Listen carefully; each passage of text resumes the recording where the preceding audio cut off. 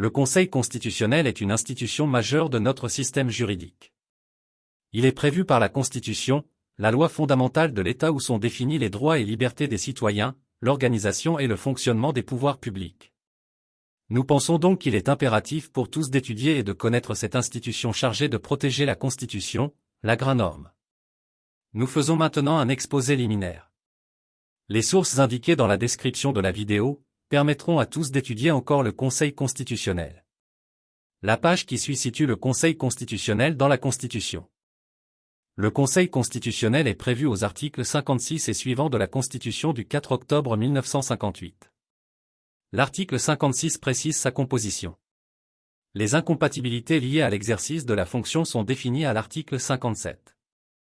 Le Conseil constitutionnel est juge des élections présidentielles, parlementaires et référendaires.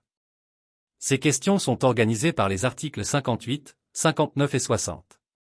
De même, seul le Conseil constitutionnel est compétent pour exercer les contrôles de constitutionnalité des lois prévues par les articles 61, 61-1 et 62. L'article 63 dispose que une loi organique détermine les règles d'organisation et de fonctionnement du Conseil constitutionnel, la procédure qui est suivie devant lui, et notamment les délais ouverts pour le saisir de contestation. D'autres articles de la Constitution concernent aussi le Conseil constitutionnel. Article 7, la vacance du pouvoir. Article 37, la répartition des compétences entre les pouvoirs exécutifs et législatifs. Articles 39 et 41, au sujet des projets de loi. Article 54, les engagements internationaux de la France. Pour la suite, commençons par détailler la composition du Conseil constitutionnel. Pour assurer à bien sa mission, 9 membres composent le Conseil constitutionnel. Ceux-ci sont nommés pour 9 ans par le Président de la République et les présidents des assemblées parlementaires, Assemblée nationale et Sénat. L'institution est dirigée par un président qui est choisi parmi ses membres et nommé par le Président de la République. Il convient d'ajouter que les anciens présidents de la République sont, sauf renonciation expresse de leur part, membres de droit du Conseil constitutionnel. En outre, devenir membre du Conseil constitutionnel ne requiert aucune qualification d'âge ou de profession. Mais, l'exercice de la fonction est incompatible avec certaines activités dont celle de membre du gouvernement et du Parlement. Ce sont les membres du Conseil constitutionnel qui exercent ces compétences définies dans la Constitution. Les compétences du Conseil constitutionnel sont prévues par la Constitution telle que nous l'avons indiqué supra. Sur cette base, 2 formes de compétences peuvent être relevées. Une compétence juridictionnelle et une compétence consultative. Présentons-les successivement. Dans sa fonction juridictionnelle, le Conseil constitutionnel, d'une part, exerce le contrôle de constitutionnalité des lois. En d'autres termes, c'est vérifier la conformité des lois à la Constitution. D'autre part, veille à la sincérité des opérations des élections présidentielles, parlementaires et référendaires.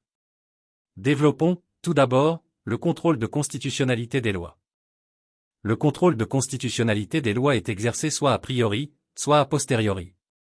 Si le premier est effectué avant l'entrée en vigueur de la loi, le second est exercé après. Le contrôle a priori est fait avant l'entrée en vigueur de la loi. Pour cela, le Conseil constitutionnel est saisi obligatoirement, avant la promulgation des lois organiques.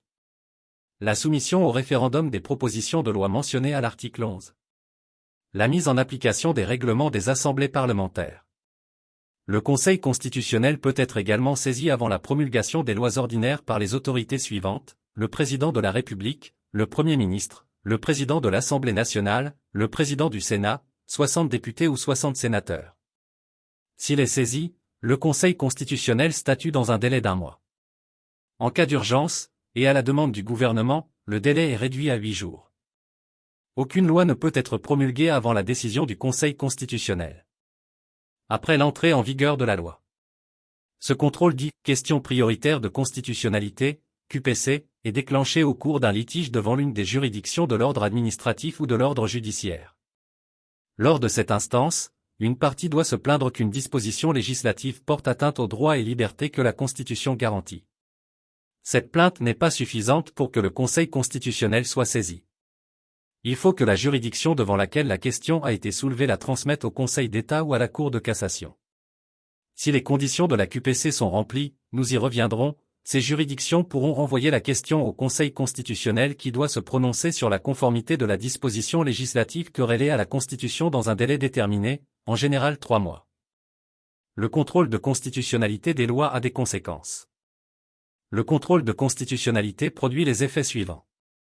Aucune disposition déclarée contraire à la Constitution sur le fondement de l'article 61 ne peut être promulguée ni mise en application.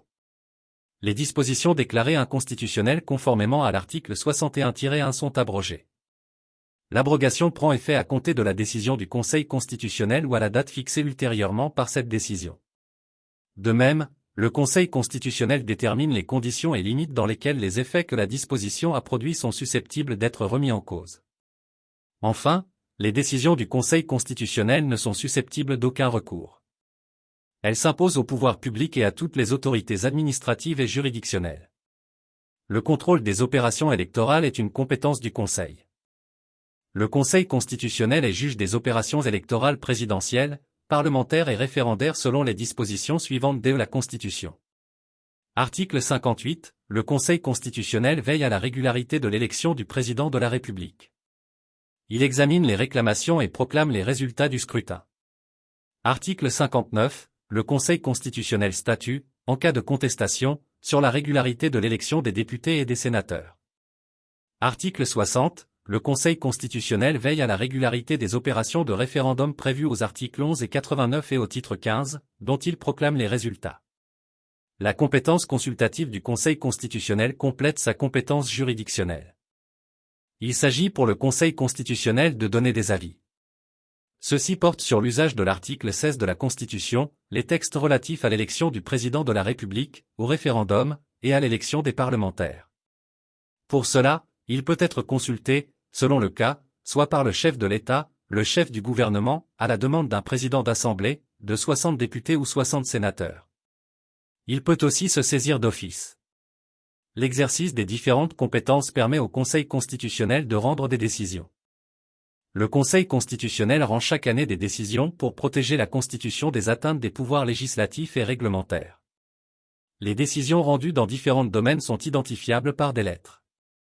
DC équivaut à décision de conformité. LP correspond aux lois du pays de Nouvelle-Calédonie. Ces sigles permettent de reconnaître les décisions portant sur le contrôle de constitutionnalité a priori. QPC signifie question prioritaire de constitutionnalité.